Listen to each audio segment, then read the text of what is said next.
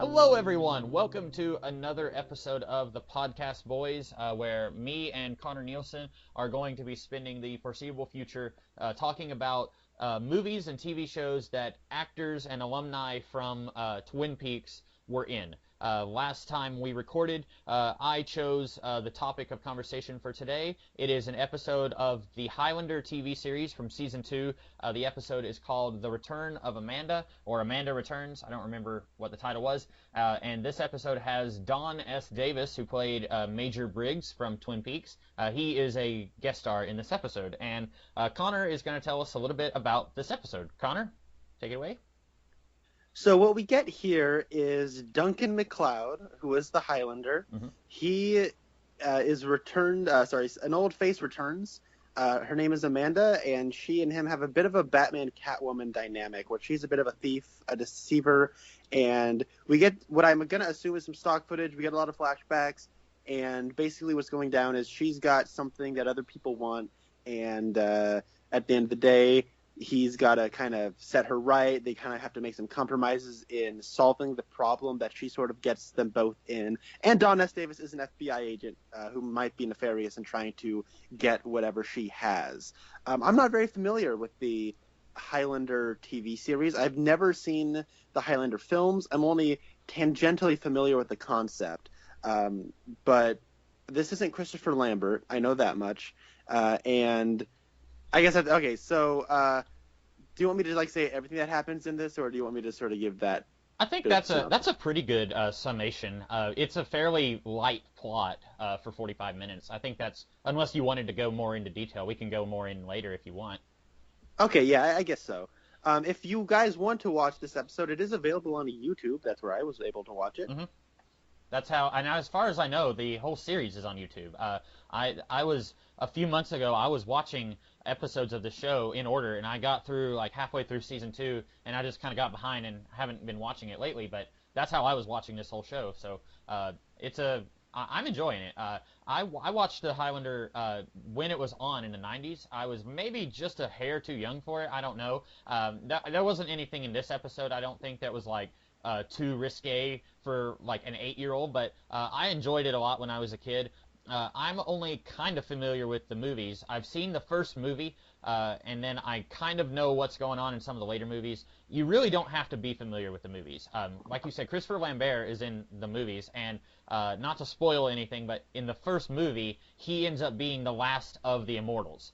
He wins the game that the Immortals are all playing with each other, which you don't really get to see a lot of that at play in this episode, but the Immortals are all, there's an X number of Immortals, and then there's more coming in every day, and basically all the Immortals are trying to cut off all of the other Immortals' heads so that they can get their energy and then win the prize, and we don't really know what that is. But in the first movie, the game is finished, but then in the sequels, they're well, we want to do sequels, we want to make money, so then they try to fudge around the fact that the first movie pretty much ended in a way where it couldn't possibly have any sequels.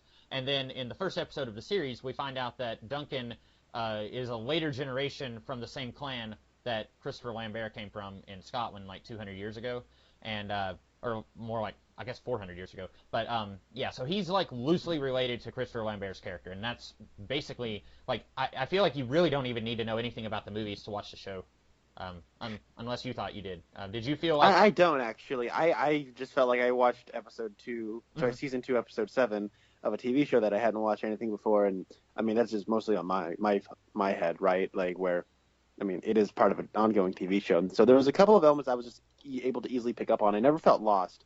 The only thing I knew about the Highlander is that Sean Connery was in the first one, and the second movie is apparently one of the worst movies ever made, and it has one of the funniest titles called The Quickening. I don't know what a quickening is, but it sounds ridiculous. It sure does for someone who isn't involved who isn't familiar with the Highlander. A quickening is just when one immortal cuts off another immortal's head, and then Queen music starts playing, and lightning starts striking, and then their eyes start glowing, and basically they absorb the life force of the immortal that they just killed. So that's a quickening. And you're right, that does sound ridiculous if you're not familiar with it, and maybe if you are familiar with it. That's one of those things, because I've been familiar with the Highlander as a concept since I was a kid, I'd never really considered how silly some of it sounds. No, I get you. I remember Steve Baxley said when me and him were talking once upon a time, where he said that the Highlander movies get so bad that the second movie is considered one of the worst movies of all time, and it's not even the worst movie in the series. So part of me has always kind of wanted to go back and watch them. Apparently, the first one's really good, and I do want to watch that because it sounds like a lot of fun. Mhm. But anyways, what do you think of this episode of the Highlander, the series? Well, I like this series, at least what I've seen recently, like in the last 6 months or so. And I think this is a pretty good episode. Like you said, I think it's a pretty good. If you, for some reason, if you could not watch the previous season and a half of this show, if you had to just start here, I think this would be a pretty good jumping on point. I mean, it's not like. And there is some continuity that it references. There was a previous episode with Amanda, but it does give you what I feel like is an unnecessary flashback to what happened the last time we saw her. I don't know if you caught him, but Jason Isaacs was in the previous episode with Amanda. He was. Yeah, that's. I was thinking, oh my God, that's Jason Isaacs. Yeah, he was in the episode that introduced her, and it was basically just like a little 2 minute, like, hey, remember the last time she showed up? Personally, maybe it's just because I saw that episode. I don't feel like we needed that here. I think we could have had Amanda show up, and Duncan could have said, it's been a year since I saw you, and then we could just get right into the plot of this episode. But that wasn't like a deal breaker for me. But I liked this episode for one reason. Something that didn't even occur to me when I chose this. This is what Josie Packard should have been in Twin Peaks. Amanda fills the same role that Josie did in Twin Peaks of the femme fatale, except that Amanda, and you may disagree with me on this, she is dangerous. She's not to be trusted, just like Josie. But one key difference is that I feel like Amanda has a likable quality so that they can justify bringing her back no matter how many times she does something that's going to get Duncan into trouble. She comes in, and in a flashback during World War I or World War II, Duncan says that she cannot be trusted. But then here in the present day, like, Duncan still seems happy to see her, and I think that's very important because she's a likable character, even though you know that she's dangerous and she could betray you or she could do something like, I'm here and I want to see you and I'm here for emotional support, but at the same time, I might also be here to fence some money plates from Germany in the 1940s. And so that's going to get you into trouble since I'm sticking around you. But with Josie in the series, I feel like she didn't have that likable quality. She just was a black hole with no personality. And so when she would do something very plainly untrustworthy, it was very confusing why Harry would just ignore the things that she did and just keep her, like, around, like, why he wasn't investigating what she was doing. So I wasn't even thinking about that when I chose this episode. I mostly just chose this episode because of Donna S. Davis as the FBI agent, but I think it is, I guess, a happy coincidence that we do have the femme fatale, in my opinion, done correctly here. I agree. She's got a lot of spunk to her, Mm-hmm. and she's got a lot of sex appeal, and she's got a lot of screen presence. Like, that's like, she really is kind of in my idea like a lot of. She's like the quintessential Catwoman who isn't Catwoman. Right. It is a very Catwoman-Batman relationship. When you said that, I was nodding my head. You couldn't see me, but I was thinking, like, yeah, it is a lot like that relationship. And not to dock Adrian, what's his face? Adrian Paul. Adrian Paul. He's a little bit of a stick in the mud, I think, but when she's on screen, she elevates him, and she's a very good actress, I think. She's got a lot of screen presence, and she's a magnetic presence. And you're right. There's that charming quality to her where you want to give her the benefit of the doubt because I don't know why. She's just got a lot going. Like, I don't know. And it's just something you can't really explain. It's just like this palpable charm she has. So I get that, and I guess you are right. Like, the reason Josie Packard sucks is because she's got no screen presence. She's just sort of like a limp fish in a percolator. But the thing is,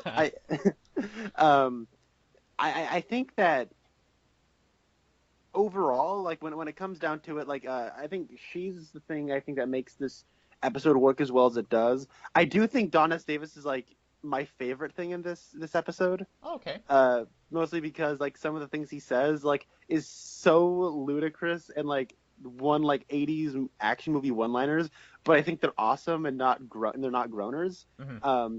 But I think if I'm being, like, objective, she is clearly the best thing in this. When it comes to that, was that stock footage they were playing from another episode? With the Jason Isaacs? Yeah, yeah. Yes, that was stock footage, but all the stuff in World War II was for this episode.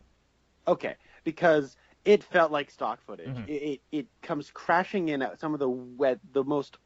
It interrupts the scene basically, where he says, "It was last year in Paris," and then just a hard cut to this whole thing, and then it cuts back, and I think Amanda just says like, "Oh yeah, well, it feels like you could just play that scene like a normal scene," and the dialogue that they have is sort of like jumps back and forth from one another, and then just for whatever reason, there's this extended scene. It does feel like they're trying to pad it out a little bit. And I was thinking, is this sort of like I don't know, a bottle episode where they're trying to like keep a lot of the big awesome action scenes with swords and everything contained to like one flashback sequence. Yeah, So they it kind of feels bottle-ish because if you take out all the World War II flashback scenes, there's not a whole lot of action in this episode, like in the present day. There's not a whole lot of action with the corrupt FBI agents or Tessa and Amanda. Wow, Tessa's a different character with Amanda and Duncan. Like basically they get shot. Like that's the action in the present day. There's a little bit more in the past, but it does feel like they're kind of trying to save money and maybe it's just that this is a 1990s television budget, so they're not going to have as much that they can do as you could in 2017. But now that you mention it, it does feel that way a little bit. um and then there's the whole I guess my like I didn't love this. I found it somewhat charming. I have a I'm a sucker for 90s syndicated television. Uh, but I mean, I don't know. Like if I watched the if I was familiar with Highlander and I had been watching this show, I might have liked this a little bit more. Hmm. My biggest problem, just as a complete outsider coming on in, is there's not enough story here. It does feel like there's a lot of padding, specifically with that whole flashback sequence in World War II. Hmm. Um, the whole thing just kind of comes down to a MacGuffin, which is the plates. But I don't really know what the Highlander's doing in Germany. I guess he's trying to get some guy out of the country, but I don't really know who this guy is. And he's just trying to get him out of the country because he's a nice guy. And I think it's trying to set up some kind of Casablanca setup so that at the end they can have the humorous, we'll always have Paris and this and this. And that's a funny line. But I think that the story we get, there isn't enough of this is a Duncan and Amanda story, so that when we cut to the modern day and it's sort of like her returning, where it does feel like, oh, we'll always have this location and this location and this location, it does sort of feel like she interrupted another adventure he was on. Um, you're not wrong. Any other episode that doesn't have Amanda, I think would be a little bit more clear what was going on because you would have Duncan doing something at any point in the past, from whenever he was first became an immortal all the way up to now, and then that would parallel with whatever's going on in present day. But here you've technically got two stories in the past that are dovetailing into the present day, so it is a little bit crowded. As near as I can tell, the guy that Amanda ends up flying to America is a scientist of some kind, and Duncan is working with the underground trying to get him out of Germany. And then because because they get betrayed by that one guy, they kind of have to improvise, and so Duncan ends up going off on a motorcycle, and then he sends Amanda with that guy. And then her story is completely separate. She's got these plates that she's trying to steal, and then I guess she was sitting on them for 60 years.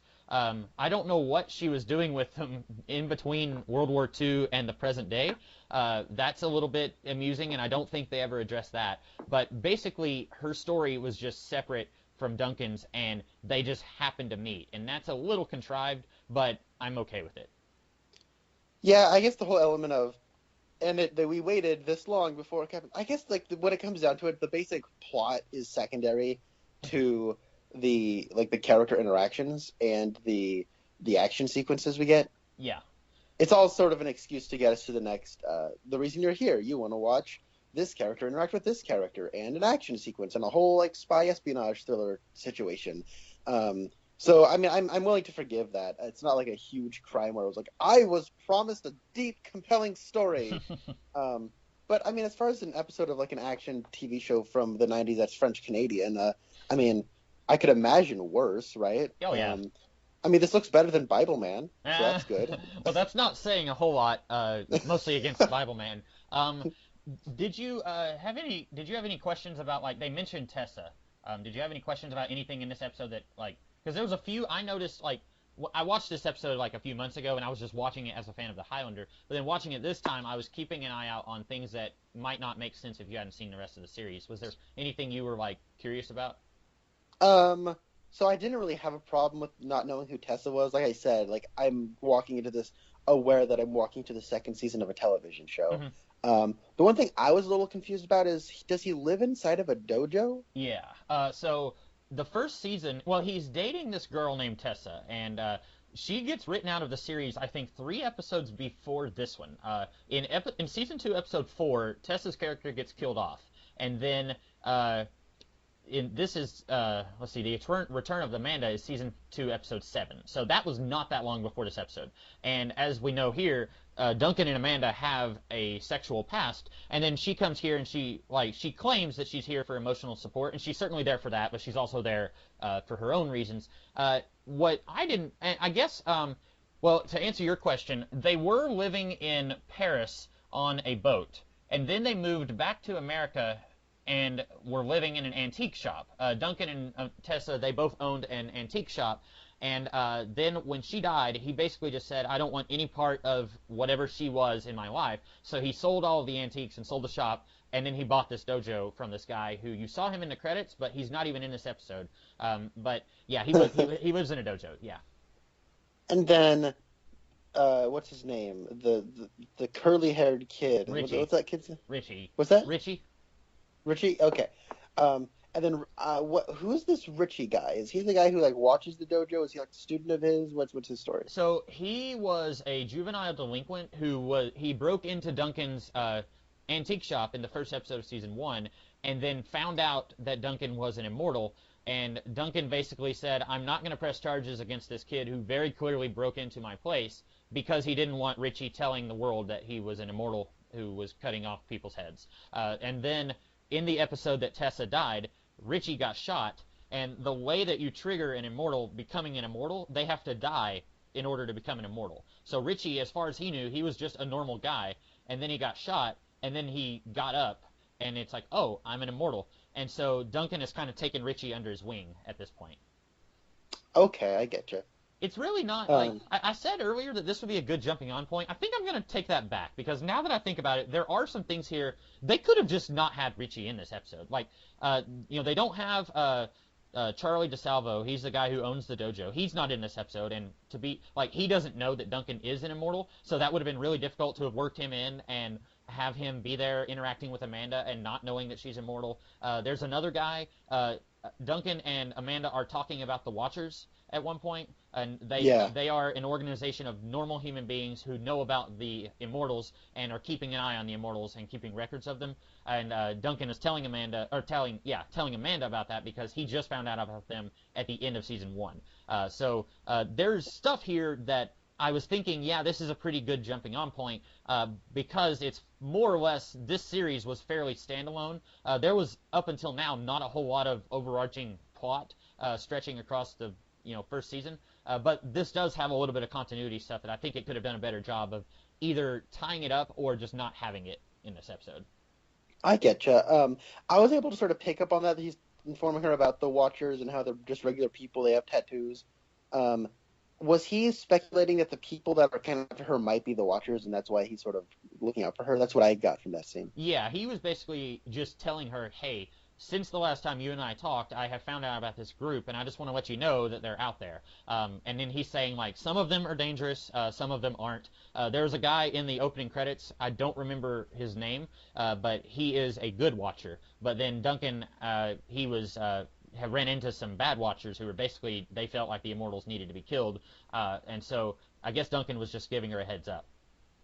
Okay, and that scene was one of those things where, okay, we end the flashback and we're hard cut back in there, and all of a sudden we're talking about the Watchers. And, oh, whoa, okay.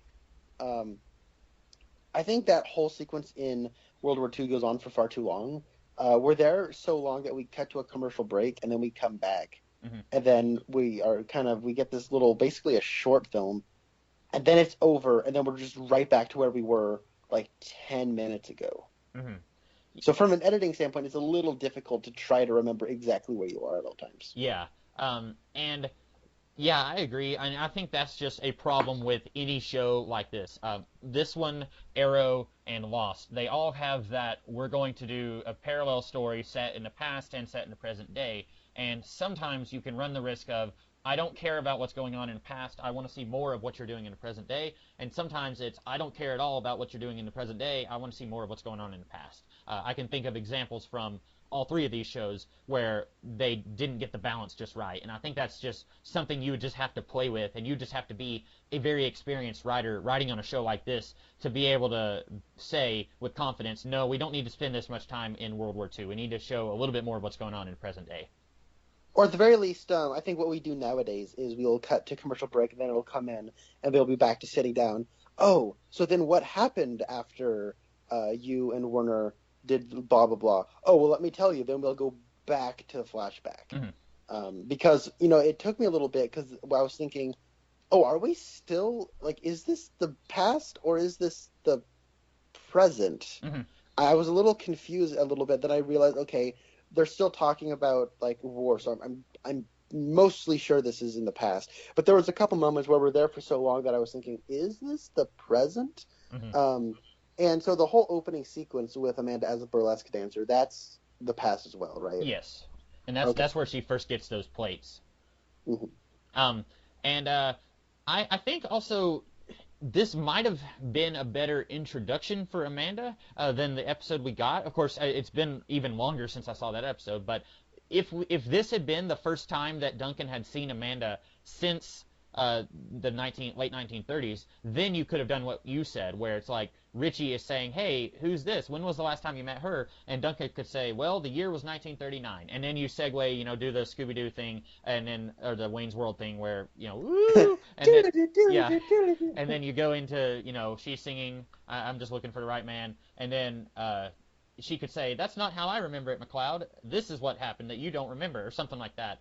Maybe that would have made for a stronger tie between the stuff in the present day and the stuff in the past, because as far as Duncan and Amanda are concerned, until like the last 15 minutes of the episode, there are no ties between what's going on in the past and the present day. As far as they're concerned, there's more ties between what's going on now and what happened the last time they met in season 1.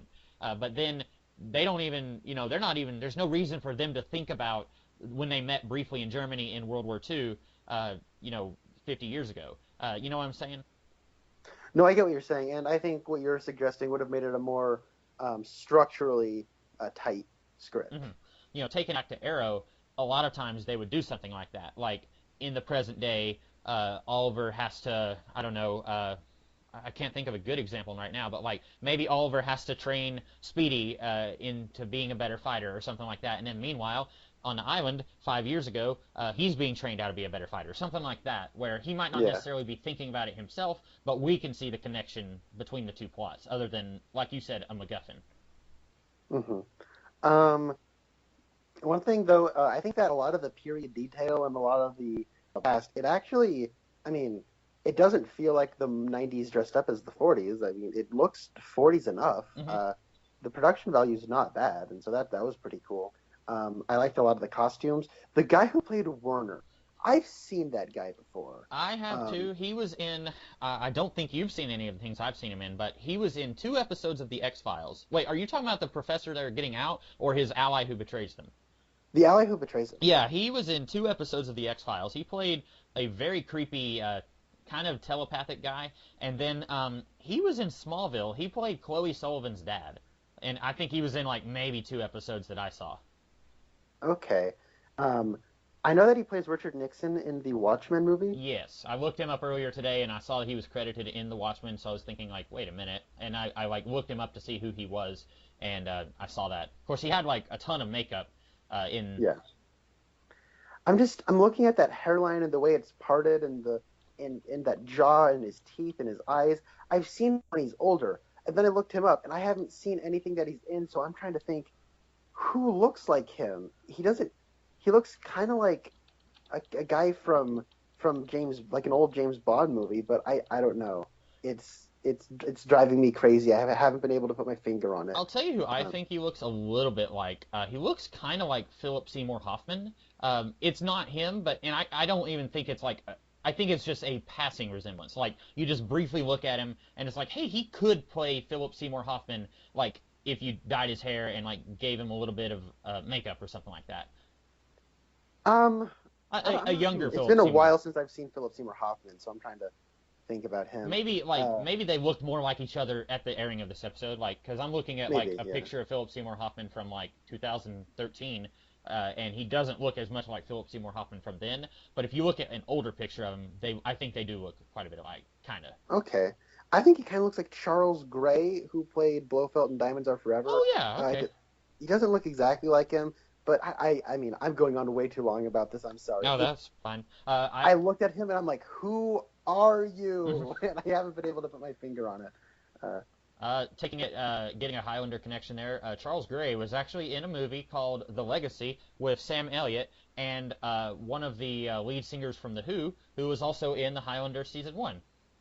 Oh, wow. Yeah, I don't remember the Who guy. It's maybe Richard Pete Townsend? Daltrey, Roger okay. Daltrey, maybe. Let me double check on that because I don't want to say Well, that. While you're checking that, uh-huh. what was that? No, go ahead. Is it Robert Daltrey? Yes, Roger Daltrey was in The Who, and he was in Highlander season 1, and he was in that movie The Legacy with Charles Gray. So it all comes full circle. Oh, cool.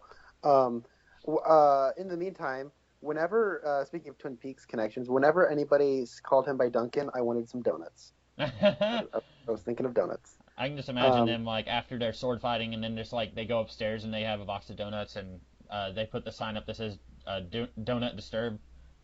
Richie lays it out like this every night. Yeah. Immortal's dream. What else about this episode? Oh, let's talk about Don S. Davis because he's awesome. Mm-hmm. He is so wonderful. Where he's playing the hard nosed agent who's trying to get his man, and he might be a little on the side of suspicious. He might have been the one who killed his partner to try to frame them as agent or enemies of the state, so that the whole world can come after them. And I really like him because I'm used to seeing him as like the gentle older wise man, and here he's just a complete tool, and I think he's great. Yeah. Did you come away from it thinking that he did kill his partner, or do you think that Amanda killed his partner? Because I was assuming that Don S. Davis did it. Oh yeah, no, I'm thinking that. Yeah. Oh, okay. Because I was thinking like, well, technically they didn't confirm it, but I don't think Amanda did it. Like, if she did it, then that would kind of take away her likability. Like, I was pretty sure Don S. Davis did it, but then I was like, well, I guess they didn't show it, did they? But yeah. Yeah, I liked him. I liked, like you said, this is kind of going against type for him. I don't know him from a ton of stuff. I know him from Twin Peaks. I saw him in a couple of episodes of The X-Files, and then he was in Stargate, but I only saw the first episode of that series, so I don't know him from that either. But all of those other things, like you said, he plays the kind older guy. He doesn't play the hard-edged action villain. So this was interesting to see him in that role. I think he sells it well enough too. My stepbrother, while we were watching Twin Peaks, he was like, "Hey, he's watched Stargate SG-1," and he's like, "Oh, wow! I mean, this guy's clearly working with the Stargate program. He always says it's classified, and he's always talking about parallel worlds. He's always implying parallel worlds and White Lodges, and he gets zapped, and he comes back wearing a World War I uniform. I mean, it's clear to me that he's part of the Stargate program." That's funny. I've only ever seen the first episode of Stargate. I have 10 of the seasons on DVD. I just, it's a big commitment because, like, once I get into Stargate, I'm going to have to watch all the spin-offs, and I'm going to have to watch it all in chronological order, and that's going to take me, like, a year and a half to do. So I haven't watched it yet, but I do have quite a few of those DVDs. I get you, yeah. I guess there's not a whole lot to talk about with this episode. After I chose it, I was kind of second-guessing myself, wondering, like, should I have chosen this? But I mean, did you enjoy it? So you thought it was just kind of okay? Yeah, I thought it was fun. I enjoyed it while I was watching it. And it's okay if you say no. Is this something, would you ever want to go back and watch The Highlander again? Not without having seen the movies. Okay. That's one thing where, that's part of that is just me being a bit of a completionist. Yes. Where I don't want to read something if I have to read, if you were to give me Daredevil by Brian Michael Bendis, I wouldn't want to start there because so much of it is influenced by Daredevil by Frank Miller. So I want to go back and reread Frank, or not even reread it, just read it for the first time, Frank Miller's Daredevil run.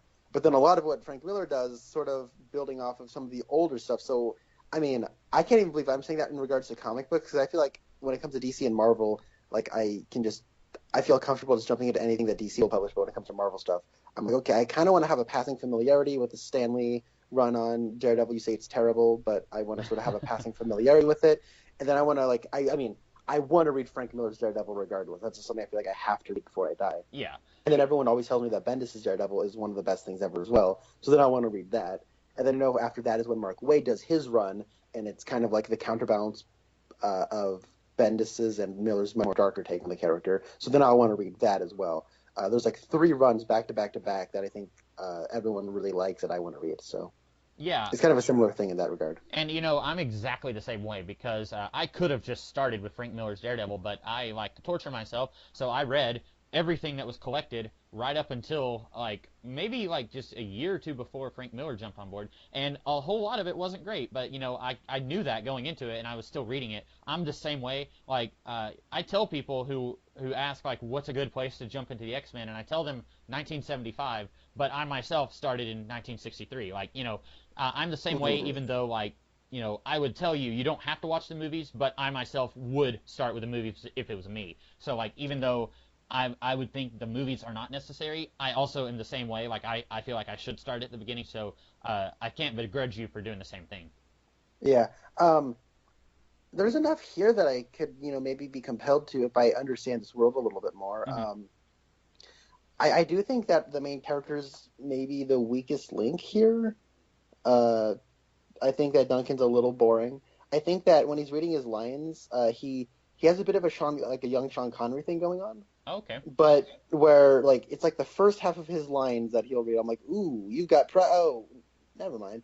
It's whenever he reads a line, the second half of every line reading he delivers is fizzles out. Oh, okay. Huh. I didn't really pick up on that. I will say you're not entirely wrong about him being kind of the stick in the mud, if you will. And I think I want to give this episode the benefit of the doubt and say that that's intentional. I had the same thing watching The Vampire Diaries, where and yes, I'm going to go ahead and just tear a corner of my man card off right now for admitting that I watched that show at one time. But there was one episode, I think it was season 2, where one of Stefan's friends, who was much older than him, she had come to visit him, and it was kind of the same situation where Stefan was just really boring. He was just this stoic, broody guy. He didn't have a whole lot of personality beyond that. But then when she came into the episode, suddenly the room lit up, and he acted like he was friends with her. They acted like they had chemistry together, and he acted much more energetic when she was on screen with him. And then, spoilers, I don't even remember the character's name, but she gets killed off, and then he goes back to being the broody guy who doesn't have a whole lot of personality. And it's kind of like that here, where I feel like because Duncan has so much history with her, he kind of, like you said, she elevates his acting a little bit whenever she's on screen with him. And his girlfriend had just been killed 3 episodes ago, so I can kind of see that he's emotionally closed off at this point. What I don't understand is they have sex in this episode, and then at the end of the episode, he says it's just not the right time. And I'm thinking, why not? Your girlfriend is dead. You don't have anything else going on. Why is it not the right time for you and Amanda to start dating? I know that they have literally all of the time in the world, but why is now not the right time? Other than, Duncan doesn't want to just rush into another relationship. But, that's one of those things where they wanted to bring her back as a cameo, and then they couldn't think of a good reason for her not to stay, so they just came up with a bad reason. Well, I'll tell you why it's not the right time, because it's Duncan time. Boom! Yep. Yes! I'm gonna pat myself on the back for that one. Self-5. But yeah, I like Adrian Paul, and it could just be a nostalgia thing. I liked this show when I was a kid. I think that he's a pretty good, heroic leading man. He may not have a whole lot of personality compared to Amanda, but I still like him quite a bit. I think that he's a likable guy. He may not be the most interesting character on screen, but I still think he's likable. I think he's even he was in a sci-fi original movie called The The Lost Colony, which generally I hate sci-fi original movies. They're almost always horrible, but that one wasn't bad, and I think he had a whole lot to do with it. I don't know. I kind of like him, but I can see where you're coming from, and I won't disagree with you. I think you're not wrong about that. Okay. I don't know if I have much to add here. Yeah, it's an episode that doesn't bear a whole lot of discussion, but I think that what discussion we had, I think, was interesting in how it pertained to Twin Peaks. I guess I'll agree with you.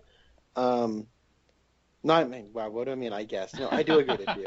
That's okay. It's okay to be lukewarm about my opinions. No, I was mostly just talking about how Amanda is the femme fatale, and that I like when I was watching the episode, I was like, hey, you know what, Josie? Like that was mostly what I was thinking of. No, and I agree with you. I don't know why I said I guess. That's okay. So with us finishing our talk about the Highlander, do you have a pick for us to talk about next week?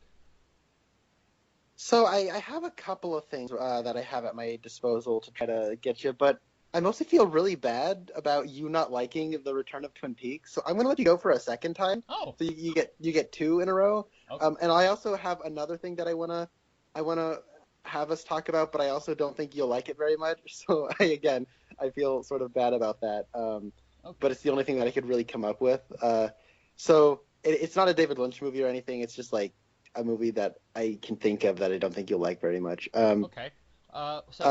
But before you do so, I will say, Aaron Dicer, the judge of our season on Who Reviews the Reviewers, I guess you're in good company. He hated the Return of Twin Peaks. Yeah, I remember us talking about that. I don't remember if it was recorded, but you had told me about that, and then I looked it up on Twitter, and sure enough, you're right. I didn't know if he had changed his opinion any, but I know that like earlier in this season he wasn't enjoying it. So that makes me one of two people because I'm still seeing people on Twitter, people who like ordinarily I'm like thinking along the same lines as them on like pop cultural stuff. Like I'm seeing people saying like this is a masterpiece of artwork, and I'm just like, oh, don't make me mute you. Like I'm just sitting here like I just don't want to hear about it ever more.